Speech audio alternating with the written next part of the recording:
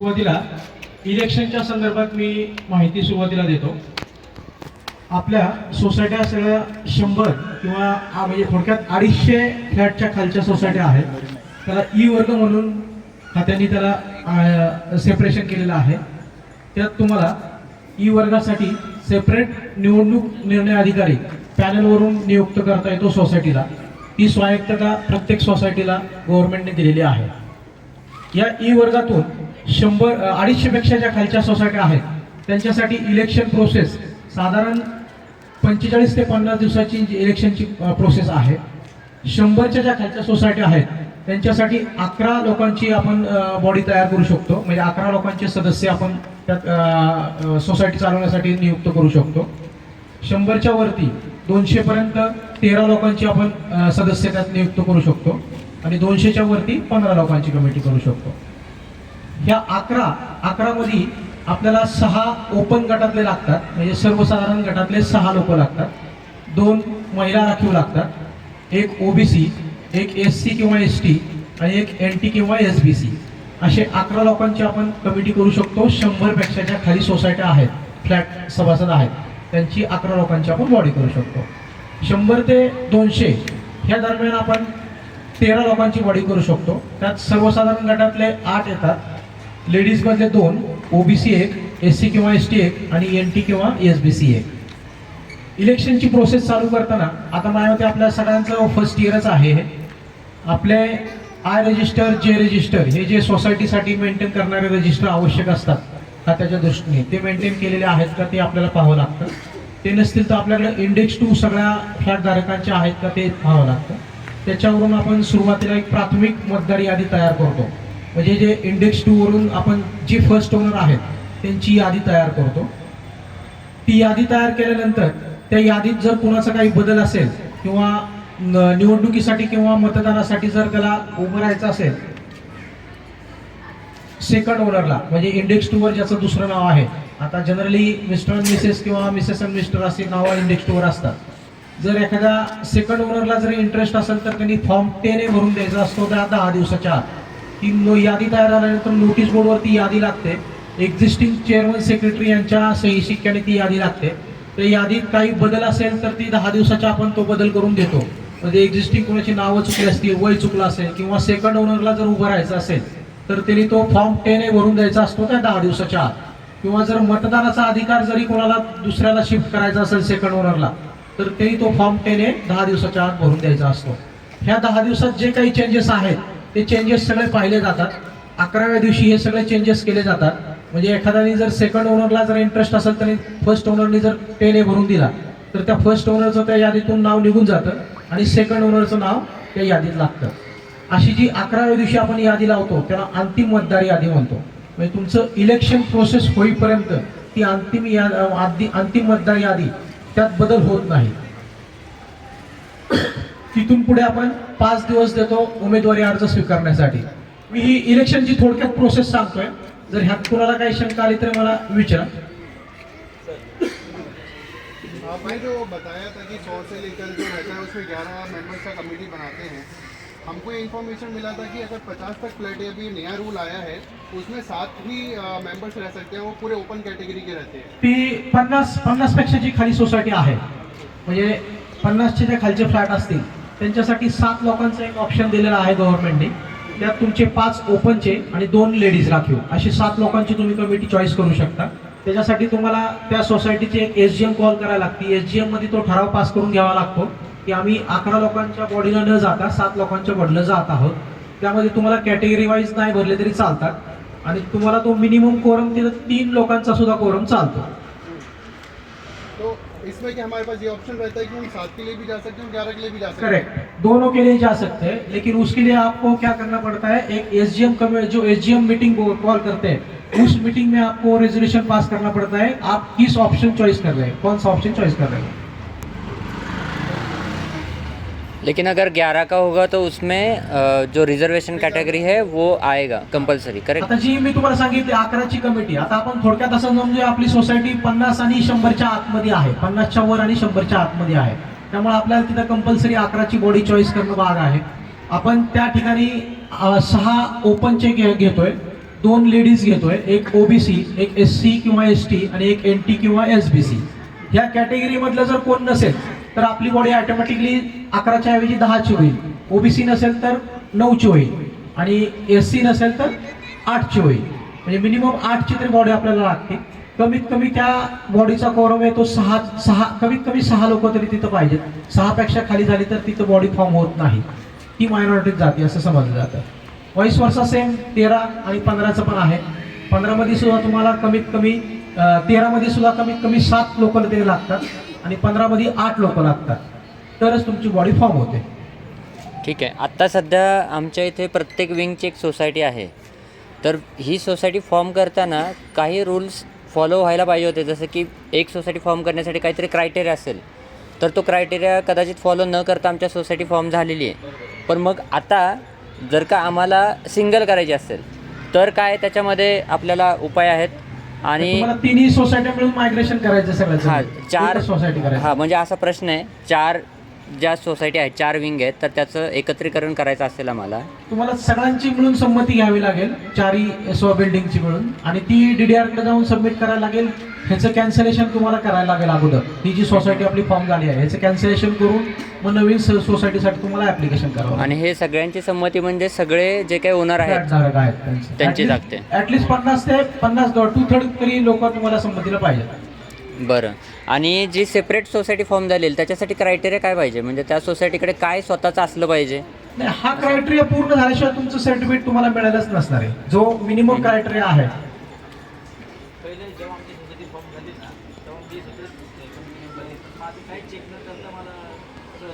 ती प्राधिकृत, म्हणजे एका वर्षासाठी जी कमिटी असते ना त्यासाठी जो बिल्डर तुमची नावं देतो ती नावं घेऊनच तिथं तुम्हाला हे करतात. तिथं कोण तुमचं कास्ट व्हेरिफिकेशन किंवा हे एवढं चेक करत नाही.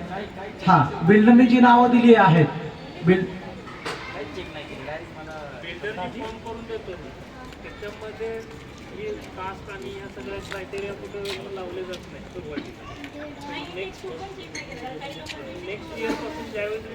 नाही, इंडेक्स 2 वर नावं असतील मॅडम.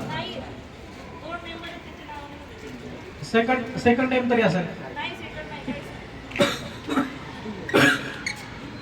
कारण ऍटलीस्ट सेकंड नेम किंवा फर्स्ट नेम तरी इंडेक्स 2 वर पाहिजे. बिल्डरनी कशी नावं दिली?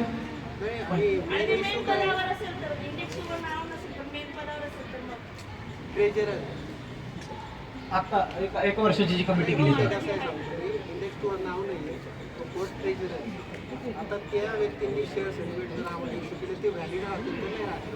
नाही, ऍक्च्युली त्याचं कमिटीवर नाव आहे त्यामुळे ते व्हॅलिड राहणार. त्याला कसं असतं, एक प्रोसिजर आहे, त्याला सहयोगी सभासद म्हणून आपण म्हणतो. सहयोगी सभासद हा इंडेक्स 2 वर नाव असलं पाहिजे असं काही नाहीये. सहयोगी सभासदाला तुमचं त्यांनी ब्लड रिलेशन मधला पाहिजे. थोडक्यात एखादा फ्लॅट ओनर असेल, त्याचे वडील किंवा मुलगा किंवा असा ब्लड रिलेशन मधला असेल तर तो सहयोगी सभासद होऊन तो कमिटीवर येऊ शकतो. हे व्हॅलिड आहे. तर ती प्रोसेस करायला लागते. त्याला अनेकशे 5 म्हणून एक भरून घ्यायचा असतो. 100 रुपये ॲप्लिकेशन फी भरायची असते. तुमची जी कमिटी मिटिंग असेल त्या कमिटी मीटिंगमध्ये त्याला अप्रूव्हल करून घ्यायचं असतं. माझी अशी अंडरस्टँडिंग किंवा माझ्या रीडिंगमध्ये असं आलं होतं की ज्या व्यक्तीच्या नावावरती फ्लॅट नाही आहे तो मीटिंग अटेंड नाही करू शकत. जर मीटिंग अटेंड करायची झाली तर त्याला अप्रूव्हल घ्यावं लागतं, त्याच्यानंतर तो मीटिंग अटेंड करू शकतो. पण तो व्यक्ती बॉडीवरती कुठेही असू शकत नाही. आता 2019च्या ह्याच्या चेंजेसमध्ये त्यांनी सहयोगी सभासद हा जरी इंडेक्स 2 वर नसेल, ओनर नसेल, आणि जर त्या फर्स्ट ओनरने त्याला मान्यता दिली, तिथं तुम्ही म्हणताय तसं बरोबर आहे, फर्स्ट ओनरची पूर्ण मान्यता लागते. तो अनेकचर जो 5 आहे तो फर्स्ट ओनरनीच भरून द्यायचा आहे की माझ्याऐवजी संपूर्ण कमिटीचं काम किंवा मतदान झालं तर मतदानासाठी किंवा मीटिंगसाठी अटेंड राहण्यासाठी माझ्याऐवजी हा माणूस अटेंड राहू शकतो. मीटिंग अटेंड करू शकते पण ती मीटिंग बॉडीवरती येऊ नाही शकत असं मी बाय लॉ येऊ शकतो. पण तो चेअरमन सेक्रेटरी होऊ शकतो. ऍक्च्युली कसं असतं, सहयोगी सभासद हा तुमचा जे ॲथोराइज रजिस्टरवर त्याची नोंद झाली तर, आणि त्याला जर फर्स्ट ओनरनी जर अधिकार दिले, मग अशी जी मी सांगितलं तुम्हाला फॉर्म 10 भरून जर त्यांनी त्याला अधिकार दिले आणि तो इलेक्शनला उभा राहायला निवडून आला तर त्या 5 वर्षासाठी संपूर्ण ह्याचं कामकाज तो पाहू शकतो. साधारणतः आता 28 एप्रिलला लास्ट इयर आपली सोसायटी फॉर्म केली होती. तर आत्ताची डेट पकडता आपल्याला ही जी प्रोसेस आहे इलेक्शनची, तर ती किती दिवसात चालू 7 करावी दिवस लागेल? अगोदर चालू करायला लागते. पहिली जी फर्स्ट इयरची जी पहिली कमिटी असते ती पहिलं वर्ष संपायच्या आत 60 दिवस अगोदर चालू करायला लागते. जर उशीर झाला, अपॉइंटमेंट केली, तरी अपॉइंटमेंट केल्यानंतर पुढचा जो मी सांगितलं मगाशी सांगितल्याप्रमाणे 40 ते 45 दिवस आपल्याला निवडणुकीचा कार्यक्रम लागतो. मग ती बरं. अपॉइंटमेंट झाल्यानंतर आपण ते चालू शकतो. सध्या नॉमिनेशन घ्यायची प्रोसेस आणि पुढे मग जसं तुम्ही सांगितलं ती प्रोसेस. मगाशी आपण सांगितलं होतं 10 दिवस आपण मुदत देतो. म्हणजे 10 दिवस जी प्रारूप म्हणजे कच्ची यादी म्हणतो सभासदांची, ती कच्ची यादी आपण तयार करतो. ती कच्ची यादी आत्ताचे जे चेअरमन सेक्रेटरी आहेत त्यांच्या सही शिक्क्याने नोटीस बोर्डवर लागते. 10 दिवसात त्यात सगळे चेंजेस केले जातात. म्हणजे कुणाचं नाव चुकलं असेल किंवा सेकंड ओनरला इंटरेस्ट असेल उभं राहायचं, त्याची नावं घेऊन सगळे फॉर्म 10A वगैरे चेक करून 11व्या दिवशी अंतिम मतदार यादी लागते. 11व्या दिवशी अंतिम मतदार यादी लागली की ती इलेक्शन होईपर्यंत त्यात चेंज कुठल्याही प्रकारचा केला जात नाही. तिथून पुढे आपण 5 दिवस आमचे निवडणूक निर्णय अधिकारी किंवा स्टाफ आमचा इथं येऊन तुमच्याकडून उमेदवारी अर्ज ॲक्सेप्ट करतो. इथं उमेदवारी अर्ज तुम्हाला अवेलेबल होतात, त्यांच्याकडून उमेदवारी अर्ज ॲक्सेप्ट केला जातो. ॲक्सेप्ट करताना डिपॉझिट म्हणून 500 रुपये डिपॉझिट आहे. फक्त SC आणि ST कॅटेगरीसाठी 200 रुपये डिपॉझिट आहे. बाकी सगळ्या कॅटेगरीसाठी 500 रुपये डिपॉझिट आहे. हे डिपॉझिट रिफंडेबल असतं. तुमची चेअरमन सेक्रेटरीची ज्यावेळेस निवड होती त्यावेळेस ते डिपॉझिट तुमचं तुम्हाला परत दिलं जातं. फक्त ज्यावेळेस तुमच्याकडं त्या पावत्या दिल्या असतात डिपॉझिट रिसिप्टच्या, त्या रिसिप्ट फक्त आम्हाला जमा करावं लागतं. हे 5 दिवस उमेदवारी अर्ज घेतल्यानंतर 6व्या दिवशी त्याची स्क्रुटिनी होते. म्हणजे उमेदवारी अर्ज बरोबर भरलाय का. उमेदवारी अर्ज भरताना प्रत्येक अर्जावर एक सूचक आणि अनुमोदक असावा लागतो. म्हणजे थोडक्यात एका अर्जावर 3 लोकांच्या कमीत कमी सह्या लागतात. म्हणजे एक सूचक, एक उमेदवार आणि एक अनुमोदक यांच्या सह्या लागतात. हे तिघही लोक अंतिम यादी जी आपण बनवली आहे त्यातलीच लोक लागतात, तरच तो अर्ज ग्राह्य धरला जातो. 6व्या दिवशी ह्या सर्व गोष्टीची स्क्रुटिनी केली जाते. 7व्या दिवशी तुमची लिस्ट लागते की किती व्हॅलिड अर्ज आलेले आहेत. एवढे अर्ज उमेदवारी अर्ज आमच्याकडे आलेले आहेत ह्याची लिस्ट तुमच्या नोटीस बोर्डवर लागते. तिथून पुढे 15 दिवस मुदत दिली जाते अर्ज मागं घेण्यासाठी. अर्ज मागं घेण्यासाठी म्हणजे आता समजा तुमचे ओपन कॅटेगरीतले 6 लोक आहेत, तुमचे त्या ठिकाणी समजा 10 अर्ज आले आणि 10 अर्ज आले, त्या 15 दिवसात तुम्ही त्या 10 लोकांची इंटरनल एक मीटिंग घेऊ शकता की बाबा आपल्याला इलेक्शनला जायचं आहे का बिनविरोध करायचे आहे. त्यावेळेस तुम्ही अनऑफिशियली एक मीटिंग घेऊन ठरवू शकता. मग त्या 15 दिवसात रिटर्न बाकीचे 4 लोकांनी जर रिटर्न केला तर 17व्या दिवशी तुमची बॉडी बिनविरोध आली म्हणून डिक्लेअर होतं. नाही तर 17व्या दिवशी येऊन जर तुमच्यापैकी कुणी रिटर्न घेतलेलं नसेल तर 17व्या दिवशी येऊन त्यांना चिन्ह वाटप केलं जातं. चिन्ह वाटप केल्यानंतर तिथून पुढे 7 ते 8 दिवसात आपण त्यांचं इलेक्शनचं वेळ ठरवतो आणि त्या दिवशी आपण प्रॉपर बॅलेट पेपर छापून इलेक्शन घेतो आणि मग तुमची तिथं बॉडी डिक्लेअर होते. बॉडी डिक्लेअर झाल्यानंतर 5 ते 6 दिवसाची आपण त्यांना नोटीस देतो. त्या नोटीसने कन्व्हिनियंट टाईम पकडून त्यातनं जी बॉडी निवडून आली त्यातून चेअरमन सेक्रेटरीची निवड करतो आणि तिथं आपला प्रोग्राम पूर्ण संपतो. चेअरमन सेक्रेटरीची निवड करण्यासाठी काय क्रायटेरिया प्रोसिजर आहे? आता तुमची 11 लोकांची समजा बॉडी आली, आपण असं धरूया की इलेक्शन करून 11 लोकांची बॉडी आली. त्या 11 लोकांना आपण एक 7 दिवसांची नोटीस देतो की कन्व्हिनियंट टाईम 11 लोकांचा आपण कन्व्हिनियंट टाईम घेतो. त्या टाईममध्ये इथं निवडणूक निर्णय अधिकारी स्वतः येतात, त्या 11 लोकांना एकत्र गोळा करतात आणि त्यातनं चेअरमन सेक्रेटरीची निवड करतात. तिथं सुद्धा तुमच्यात जर एकाच्या ऐवजी 2 फॉर्म आले तर तिथं सुद्धा आपण इलेक्शन घेतो त्या 11 लोकांमध्ये फक्त. त्याला जास्त ज्याला मतं पडतील 11 लोकांमध्येच. महत्त्वाची गोष्ट त्या 11 लोकांनीच फक्त चेअरमन सेक्रेटरीची निवड करायची आहे त्यांच्याकडून. मग एकाच्या ऐवजी 2 फॉर्म आले तर त्या 11 लोकांमध्ये आपण इलेक्शन घेतो. मग ज्याला जास्त मतं पडतील म्हणजे ज्याच्या बाजूने 11 मध्ये जास्त माणसं असतील तो चेअरमन म्हणून निवडून येतो. व्हाईस वर्सा सेक्रेटरी आणि ट्रेझरर. बरं. आणि जसं की नॉमिनेशन 17 ते 18 लोकांचं आले त्यामधून 11 लोक निवडले जातात, तर ते ज्यांना जास्त मतं आहेत असे लोक सुरुवातीचे 11 लोक ते ॲज अ कमिटी म्हणून डिक्लेअर केले. उदाहरणार्थासाठी आपण ओपन कॅटेगरीचं घेऊया. ओपन कॅटेगरी तुम्हाला 6 लोकांची आहे, गव्हर्नमेंटने 6 लोक दिलेत. तुमचे जे आपण फॉर्म घेणारे 5 दिवसात त्यात तिथं आपण असं धरूया 12 लोकांचे फॉर्म आले.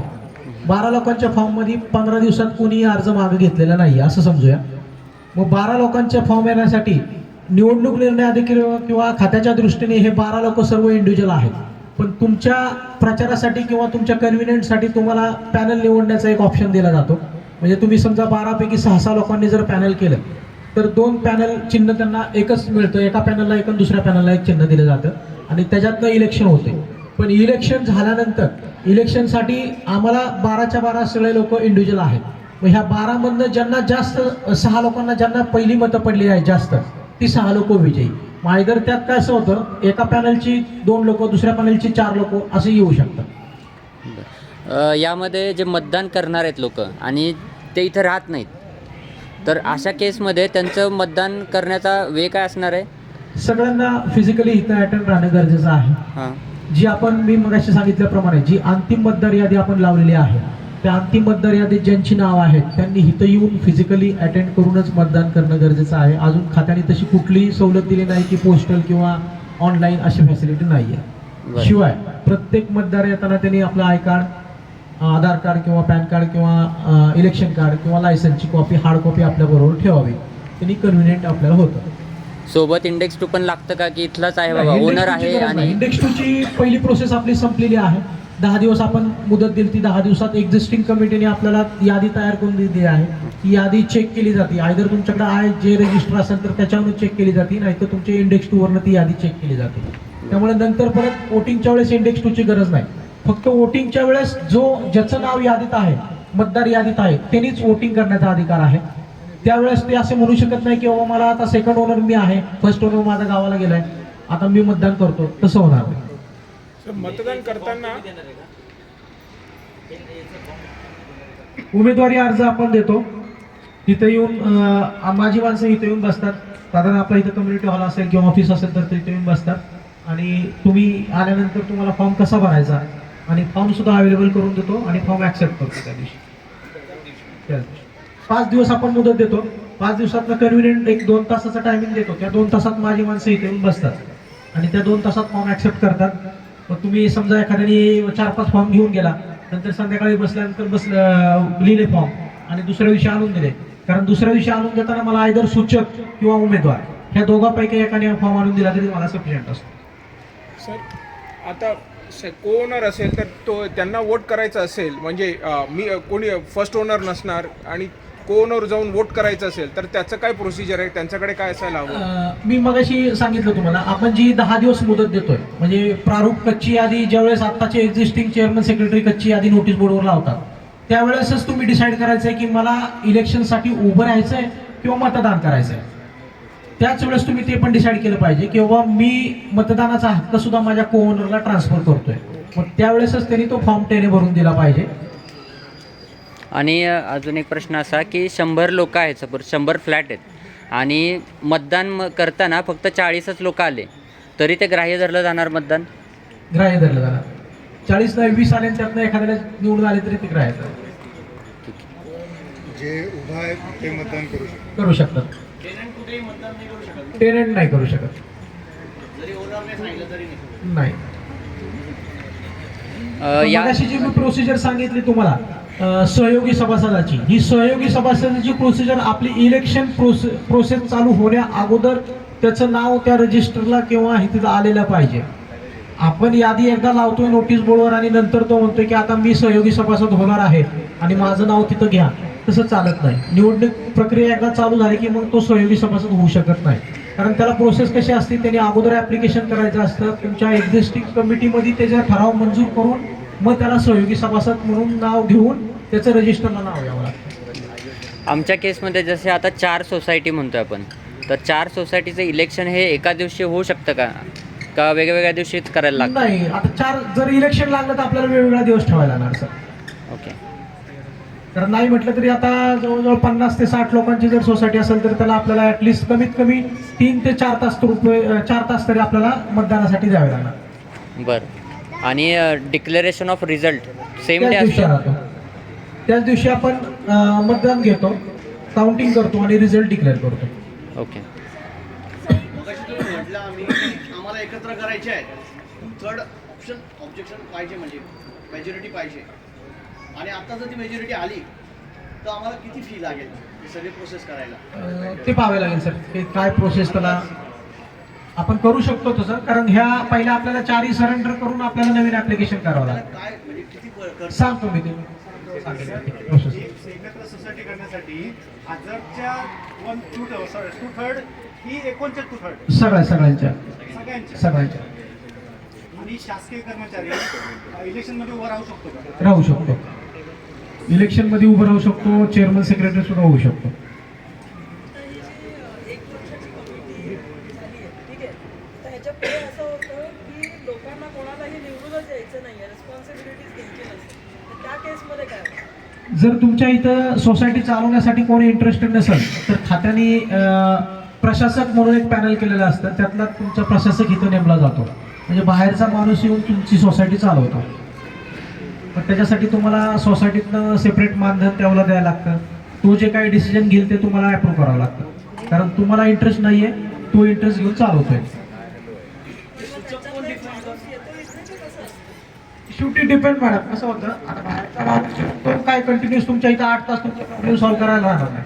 आता माझ्यासारखा माणूस आला तुम्ही कन्व्हिनियंट काय करणार, एखादा मॅनेजर बघेल, मॅनेजर ठेवले त्या मॅनेजरचं बर्डन पण सोसायटीवरच पडतं. आणि शिवाय त्या प्रशासकाला जे मानधन गव्हर्नमेंटने ठरवून दिले ते सुद्धा तुमच्या सोसायटीवरच पडणार.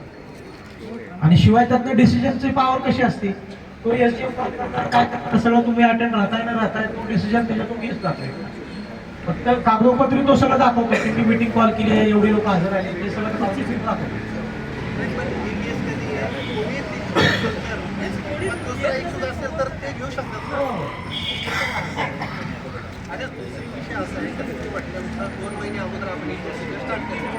आता सपोज आमचं इलेक्शन झालं 26 एप्रिल म्हणजे आज एप्रिल 24 एप्रिलला झालं तर आता त्याच्यानुसार धरलं तर 2 महिने म्हटल्यावर आज 25 फेब्रुवारीला चालू शकतो. आता तुम्ही तुमची ऍक्च्युली मुदत संपायच्या अगोदर अपॉइंटमेंट झाली तरी चालू शकतो.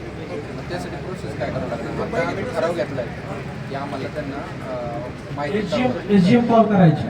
SGM कॉल आता तुमची सरांनी मगाशी सांगितलं 50च्या जर मेंबर असतील तुमचे ते SGM कॉल करायचे किंवा 50च्या वरती असले तरी तुम्हाला SGM कॉल करून त्या SGM मध्ये तुम्हाला निवडणूक निर्णय अधिकाऱ्याची अपॉइंटमेंट करायला लागते. ती अपॉइंटमेंट केलेलीची कॉपी त्या निवडणूक निर्णय अधिकाऱ्याला द्यायची आणि ते अपॉइंटमेंट झाल्याचं आयदर निवडणूक निर्णय अधिकारी किंवा सोसायटीची कमिटी मेंबर हे तुमच्या DDRला ते कळवतात की आम्हीचं इलेक्शन आम्ही चालू केलं, आम्ही 250 मेंबरच्या खालच्या सोसायटी आहोत, आम्ही ह्या निवडणूक निर्णय अधिकाऱ्याची अपॉइंटमेंट केलेली आहे आणि ती कागद पुढील पाहणार आहोत. आपण स्वतः आपण करायचं. हो, सोसायटीला स्वायत्ता दिलेली आहे ती आणि ई वर्गासाठी स्वायत्ता दिलेली आहे. म्हणजे आजच्या सभेचा संदर्भ देऊन आज इलेक्शन निवडणूक निर्णय अधिकारी करू शकतो. आजचा देऊ शकतो आम्ही. म्हणजे आज प्रोसिजर स्टार्ट झालेली असते. म्हणजे आजच्या SGM म्हणून तुम्ही हे करून आजची निवडणूक अधिकारी म्हणून प्राधिकृत करून म्हणजे सांगायचं प्रोसिजरमध्ये आपण हे करू शकतो. त्याचा ठराव तुम्ही मला ठराव दिला तरी चालेल किंवा मग तुमच्याकडे कोणी DDRला सबमिट केला तरी चालेल, पण आपण ते करतो. DDRला सबमिट करण्यापासून सगळी इलेक्शनची प्रोसेस आपण कंटिन्यू करतो. त्यासाठी 30 दिवसाच्या आत करावी लागेल का? आपल्यातले एक उभं करायचं. आता 25 मेला आमची डेट असेल. AGM लास्ट आमची 25 मेला झाली, ठीक आहे. त्याच्या 60 दिवसाआधी आम्हाला 60 दिवसा अगोदर प्रोसेस सुरू करावी लागते का त्याच्याही आधी? नाही 60 दिवसाची केली तरी चालतं. आपण सांगितलं होतं ना, ते 10 दिवस 60 दिवसाच्या आतच. हो. एकदा अपॉइंटमेंट झाली की तुमची जर पेपर्स रेडी असतील, तुमची लिस्ट प्रारूप यादी म्हणजे कच्ची यादी जर प्रोव्हिजनल लिस्ट म्हणतो आपण त्याला, ती जर प्रोव्हिजनल लिस्ट रेडी असेल तर प्रोसेस आपण लगेच चालू करू शकतो. सर मला 2 येईल. आपण निवडणूक निर्णय अधिकारी म्हणून XYZ सरांना आपण नेमून दिलं. नेमणूक केल्यानंतर त्यांचं मानधन सोसायटीतून द्यावं लागतं. तर सोसायटीतून. कसं काय प्रोसेस? साधारण आपण काय करतो आता गव्हर्नमेंटच्या नियमानुसार 3,500 रुपये 100 फ्लॅटच्या ह्याला आहे ते आपण बिनविरोधसाठी आहे. इलेक्शन लागलं तर 7,500 रुपये आहे. आपण ते साधारण 7,500 रुपये बिनविरोधला घेतो. तर त्यात आपण सगळे स्टेशनरी तिथलं सगळे तुमचे कन्सल्टन्सी वगैरे त्यात कव्हर करतो. 3.5 मध्ये 7,500 मध्ये 7.5 बिनविरोध. बिनविरोधला. आणि इलेक्शन लागलं तर आपण साधारण 15,000 रुपये घेतो. हे 100 मेंबरच्या आत. 100च्या वाला सगळे आणि 100च्या वरती जी असते 100 ते 200च्या याला आपण साधारण 10,000 ते 20,000 असं फी घेतो.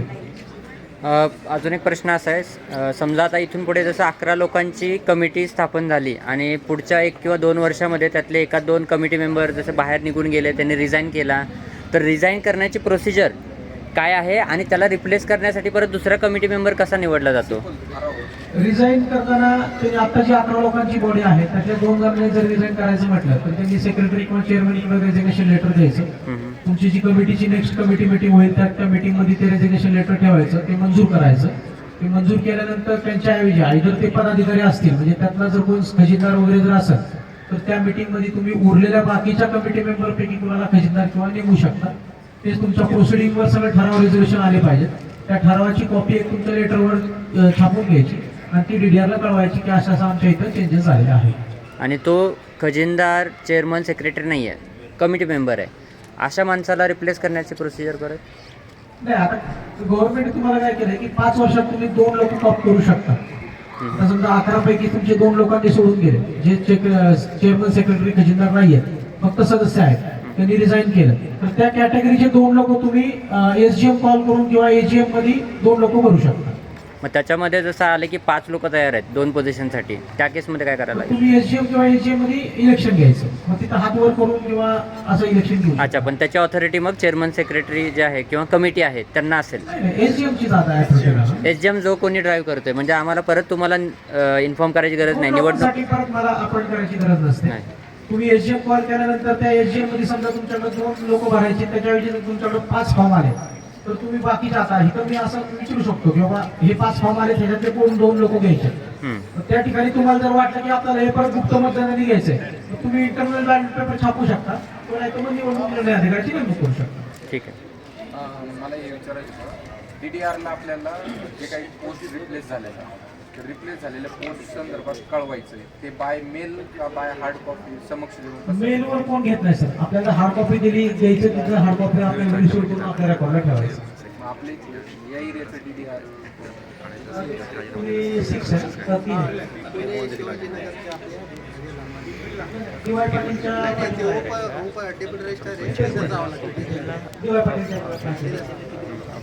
DY पाटील कॉलेज आहे त्याच्या पाठीमागे पुणे 3 का पुणे 3. दुसरी एक अशी गोष्ट की 11 लोकांची कमिटी आहे, चेअरमन, सेक्रेटरी जे लोक आहेत आणि त्यांचं काम लोकांना आवडत नाही समजा, आणि एखाद्या वर्षानंतर असं वाटते की ती कमिटी आम्हाला नको आहे, तर ह्यासाठी लोकांकडे काय अधिकार आहे ते कसे? तुम्हाला अविश्वासाचा ठराव पास करावा लागतो. म्हणजे जवळजवळ 2/3च्या वरती तुमच्या सगळ्यांचे सिग्नेचर करून तुम्हाला रजिस्ट्रारकडे सबमिट करायला लागतं किंवा अशी कमिटी आहे आणि ही कमिटी काही काम करत नाही, त्यावर तो DDR निर्णय घेतो. ते 2/3 आहेत ना, ते प्रारूप मतदार यादीतील पाहिजेत का तुमचे मूळ सभासद? मूळ सभासद पाहिजे, जे ज्यांना आपण इश्यू करतो ते. म्हणजे जे 11 लोक निवडून आले तेच पाहिजे का? नाही, जे ओनर आहेत 124 जितके आहेत तितके. आता ह्या ठिकाणी आपले जर मतदान होणार आहे तर एखाद्या जर 2 फ्लॅट असतील तर त्याला मतदानाचा एकच अधिकार राहील. म्हणजे एकाच्या नावाने समजा एक व्यक्तीच्या नावाने 2 फ्लॅट असतील तर मी 2दा मतदान करेल, पण तसं नाही, त्यांनी एकदाच मतदान करायचं आहे. समजा त्यांनी आपल्या पार्टनर जो ओनरला जर अधिकार दिला तर चालतं.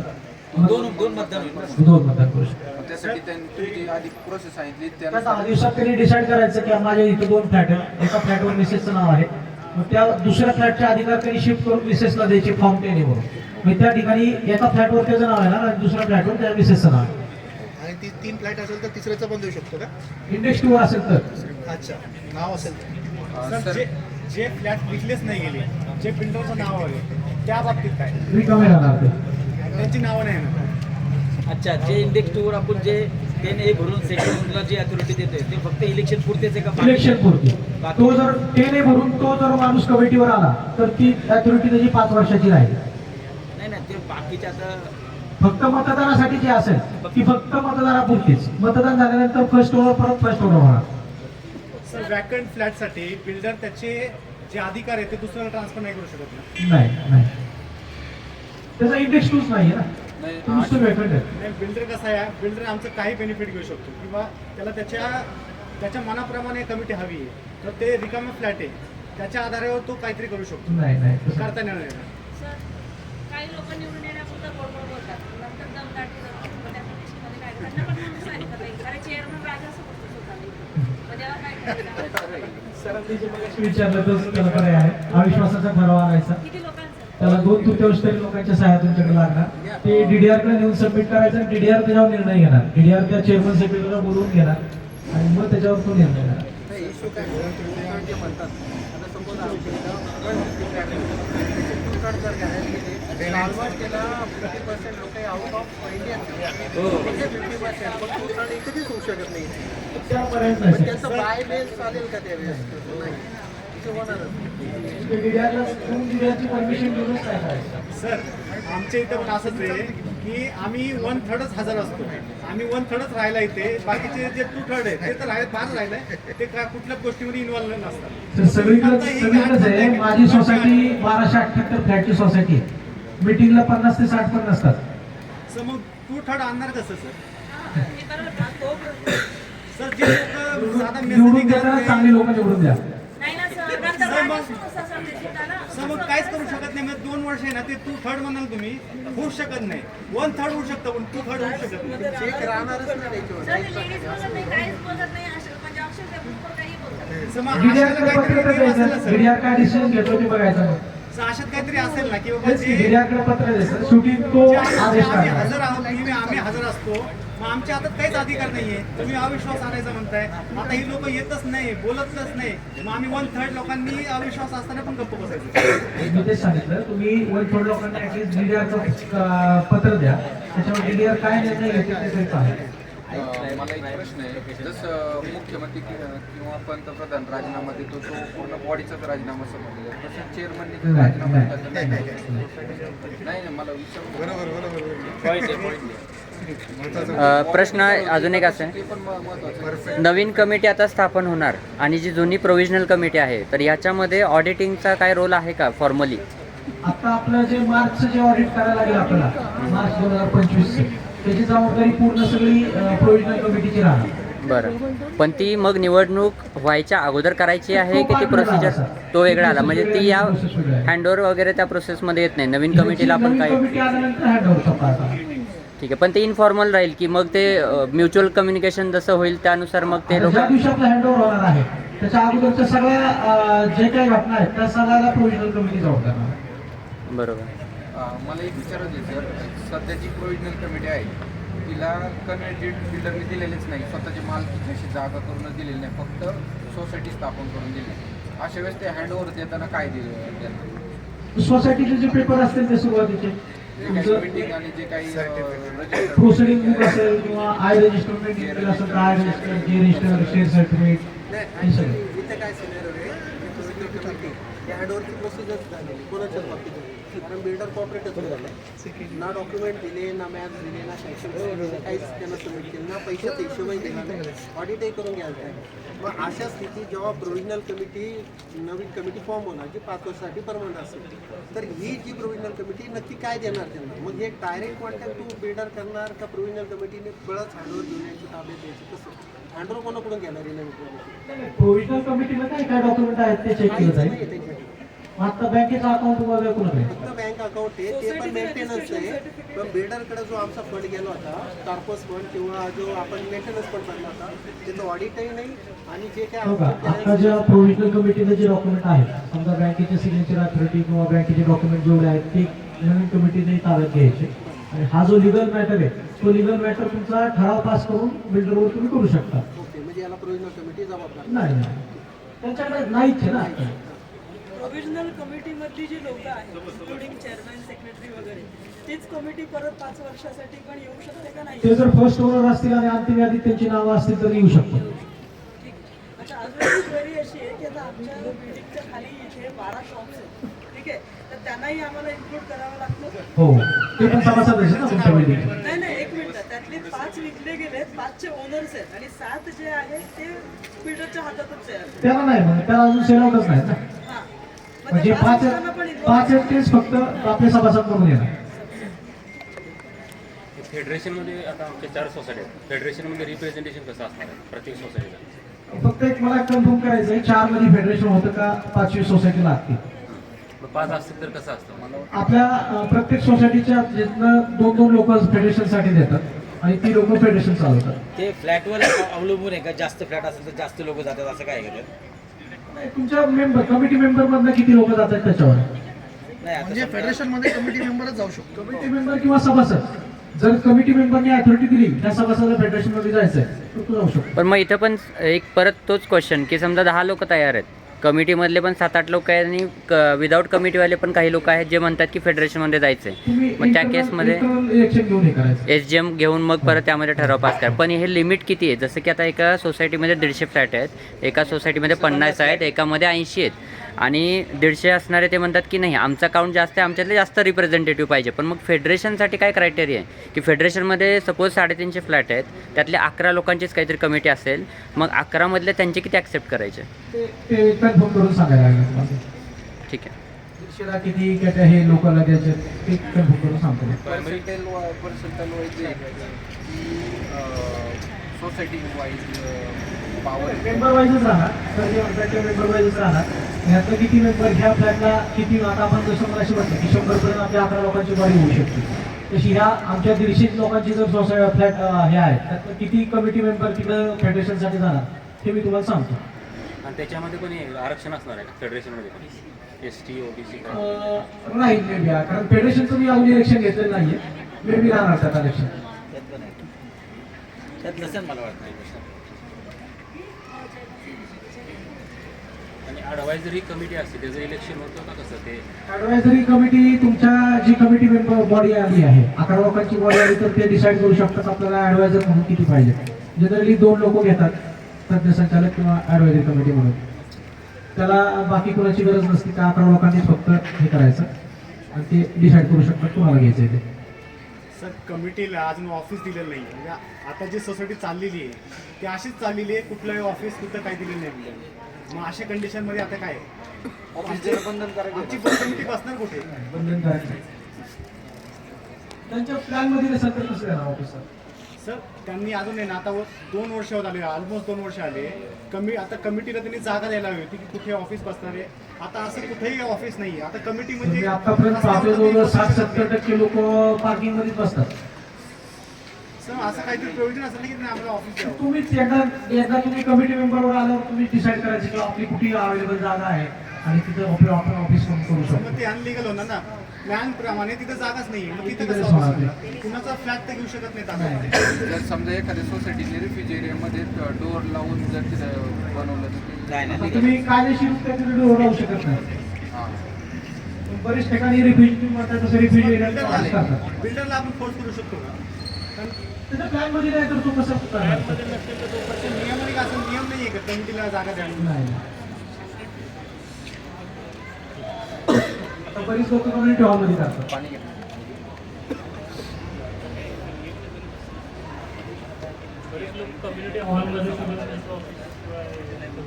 रेकॉर्ड्स वगैरे ते ठेवणार कुठे? कारण ते घरी पण घेऊ शकत नाही, त्यांना अशी प्रॉपर जागा पाहिजे. संजय सर मला एक विचारायचं होतं. समजा आता ही जी सध्या टेम्पररी बॉडी 10 महिन्यासाठी जी केलेली आहे त्या बॉडी ऑडिट कोणत्याचं करायचं? सोसायटी रजिस्ट्रेशन पासून मार्च पुढचा जो येईल तिथपर्यंत त्यांचं ऑडिट करायचं. पण ते बिल्डरकडेच होतं ना सगळं, बिल्डरच चालू बिल्डर त्याच्या पद्धतीने खर्च केला आणि त्या सोसायटी रजिस्ट्रेशन नंतर जो बिल्डर चालू होतात. हो त्यांनी आम्हाला अकाउंट हरवू शकत पाहिजे. मग आता पर्याय नाही दुसरा. तुमच्या ज्यावेळेस तुमच्याकडे हँडओव्हर झालेलं आहे तिथून पुढचं करायचं. पण समजा ज्या दिवशी आम्हाला रजिस्ट्रेशन झालं त्यानंतर आम्ही आमचं स्वतःचं अकाउंट काढलं सोसायटीचं, तेवढंच करायचं ऑडिट. आपण त्या अकाउंटमध्ये ना म्हणजे व्यवहार झाले नाही बरेच महिने, तर मग जेवढे तुमचे झालेत ना त्या रकमेचं ऑडिट करायला लागणार. त्यासाठी ऑडिटर नेमायची गरज आहे. हो. नेमायची गरज आहे. आपण स्वतः सगळ्या घेऊन ऑडिटरकडे जाऊन कसं आहे आता तुमचं ऑडिटर कसं काम करतो त्याच्यावर आहे. आता आम्ही बऱ्याच ठिकाणी सोसायटी सगळं अकाउंटिंग पण पाहतो आणि ऑडिट पण करून देतो.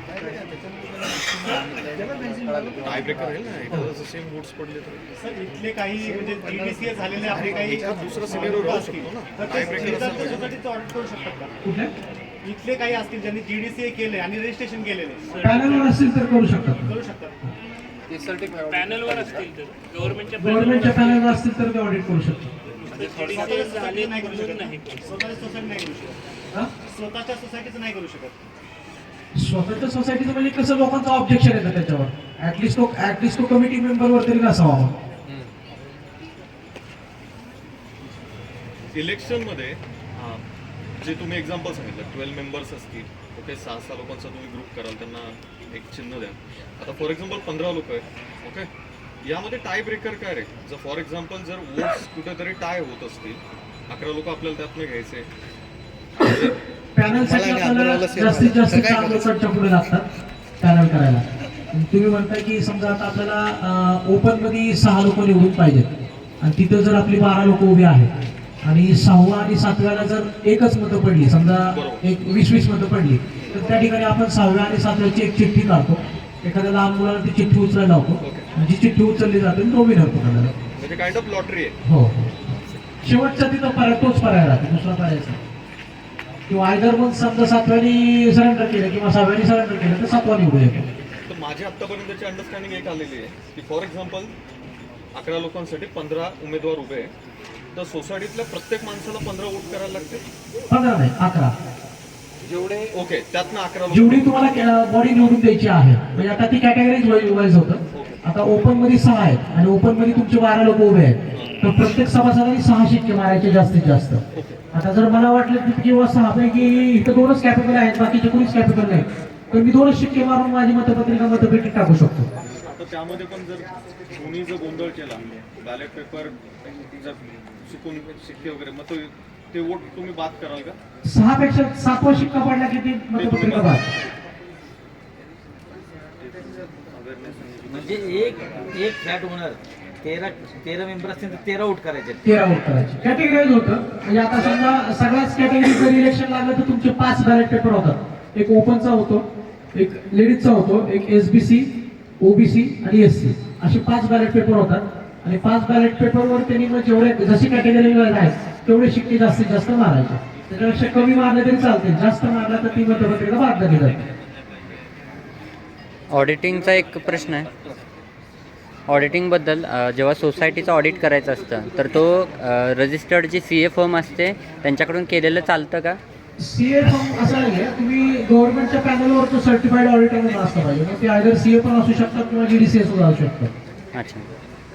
त्याची अपॉइंटमेंट तुम्ही तुमच्या AGM मध्ये करून घ्यायची असते पुढच्या वर्षासाठी आणि मग तो 2 वर्षासाठी ऑडिट करू शकतो. 2 वर्षांनंतर तुम्हाला चेंज करायला लागतो. आणि कन्फर्म करायला की तो गव्हर्नमेंट पॅनलवरती आहे की नाही जो काही CA ऑडिटर? ऑनलाईन दिसतात तुम्हाला.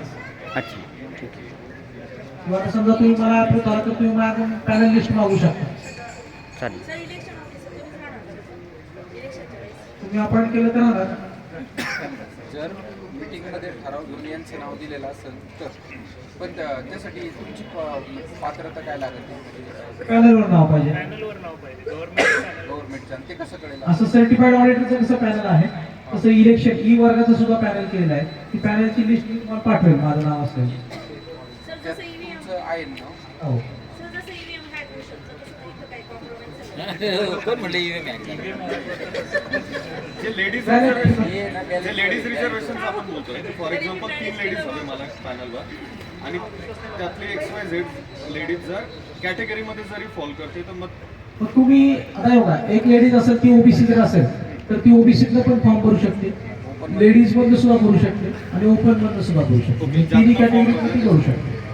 आता तुम्हाला काही ठिकाणी लोक फक्त लेडीजची बॉडी तयार करतात, म्हणजे जी ओपन मधली कॅटेगरी आहे तिथं तो सुद्धा 6 लेडीज भरतात. लेडीजच्या कॅटेगरीतल्या 2 लेडीज 6 लेडीजच भरतात आणि OBC SC मधल्या सुद्धा 3 लेडीजच भरतात. म्हणजे टोटल 11 लोकांची बॉडी लेडीजची. आणि ओपनवाला दुसऱ्या कॅटेगरीमध्ये नाही करू शकत. नाही, कॅटेगरी जो भरणार आहे त्याला त्याच्या कास्ट सर्टिफिकेटची कॉपी इथं जोडायला लागते. ती सर्व डॉक्युमेंट सेल्फ सर्टिफाईड करून द्यावं लागतं. खर्च किती आहे इलेक्शन? कास्ट व्हॅलिडिटी का कास्ट कास्ट सर्टिफिकेट आणि व्हॅलिडिटी दोन्हीच्या कॉपी द्यायची. बरं, हे झालं. मला थोडक्यात सांगा, बिनविरोध करण्यासाठी काय आपल्याला करावं लागतं? आपल्याला बिनविरोधला जास्तीत जास्त 35 दिवसांची तरी प्रोसेस आहे. बिनविरोधला तुम्हाला फी मी जी सांगितली 100च्या आत आपण 7,500 रुपये घेतो, 100 की 200च्या आत 10,000 रुपये घेतो, 200च्या पुढं 12,500 रुपये घेतो बिनविरोधला. आणि इलेक्शन लागलं तर म्हणजे डबल पैसे होतात, कारण त्याचा खर्च बाकीचा बॅलेट पेपर किंवा सगळ्या पुढच्या प्रोसेस ती आपण करतो. समजा आता आम्ही तुम्हाला मतदान अधिकारी म्हणून निवडलंय आम्ही आमचं ठरवलं तुमचं नाव पण वर कळवलं. मग तुम्ही आम्हाला सर्व प्रोसेस सुरुवातीपासून प्रोसेसला तुम्ही जे मार्गदर्शन सगळी म्हणजे अगदी तुम्ही माझा अपॉइंटमेंटचा ठरवायचा लेटर सुद्धा मी तुम्हाला फॉर्मॅट देणार. त्या फॉर्मॅटमध्ये तुम्ही माझ्याकडे द्या. तुमच्या DDR कडे कळवायची जबाबदारी सगळी ती माझी राहणार. 7,500 करेक्ट. तर तुमची जी प्रारूप यादी तयार करायची आहे ती प्रारूप यादी सुद्धा आपण तयार करून देतो. फक्त तुमच्याकडून जे काय मला डॉक्युमेंट लागणार आहेत, समजा इंडेक्स 2 किंवा आय रजिस्टर, जे रजिस्टर, ते तुम्ही मला पुरवायचे.